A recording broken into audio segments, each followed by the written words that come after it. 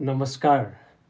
हालै सम्पन्न प्रतिनिधि सभा निर्वाचनको परिणाम सार्वजनिक भइरहेको क्रममा नेपालमा अर्को महत्त्वपूर्ण विषयले व्यापक चासो र बहसको रूप लिएको छ।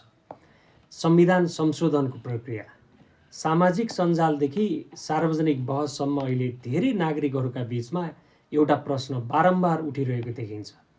यदि कुनै पनि राजनीतिक दलले प्रतिनिधि सभाको निर्वाचनमा 2/3 बहुमत प्राप्त गर्यो भने के संविधान संशोधन गर्न तत्काल सम्भव हुन्छ? यस प्रश्नको उत्तर खोज्न हामीले नेपालको संवैधानिक व्यवस्थालाई बुझ्न अत्यन्त जरुरी छ।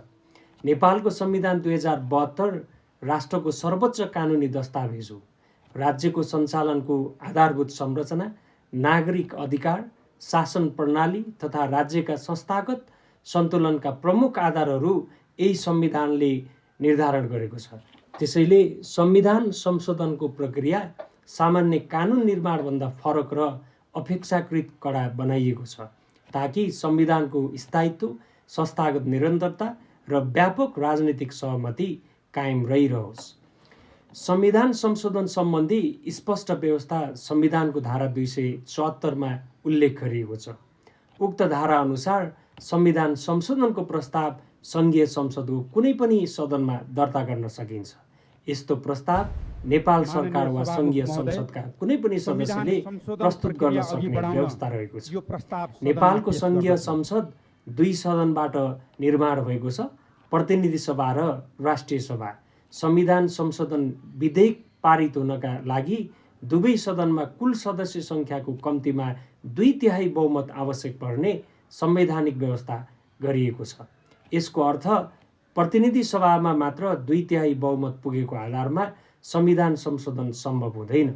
संशोधन प्रस्ताव राष्ट्रिय सभाबाट पनि सोही अनुपातको समर्थनलाई पारित हुन अनिवार्य छ। संशोधन प्रक्रिया सामान्यतया यसरी अघि बढ्दछ। पहिलो चरणमा सङ्घीय संसदको कुनै एक सदनमा संशोधन प्रस्ताव दर्ता गरिन्छ। त्यसपछि सम्बन्धित सदनमा विधेयकमाथि विस्तृत छलफल हुन्छ र मतदान मार्फत निर्णय गरिन्छ। यदि कुल सदस्य सङ्ख्याको 2/3 बहुमतले पारित भयो भने विधेयक अर्को सदनमा पठाइन्छ। दोस्रो सदनमा पनि छलफल र मतदानको समान प्रक्रिया पुरा हुन्छ। त्यहाँ पनि 2/3 बहुमत प्राप्त भएपछि मात्र विधेयक प्रमाणीकरणका लागि राष्ट्रपति समक्ष पठाइन्छ र राष्ट्रपतिबाट प्रमाणीकरण भएपछि मात्र उक्त संशोधन संविधानको अभिन्न अंशको रूपमा लागू हुन्छ। संविधानले सङ्घीय संरचनाको संवेदनशीलतालाई अत्यन्त ध्यानमा राख्दै अर्को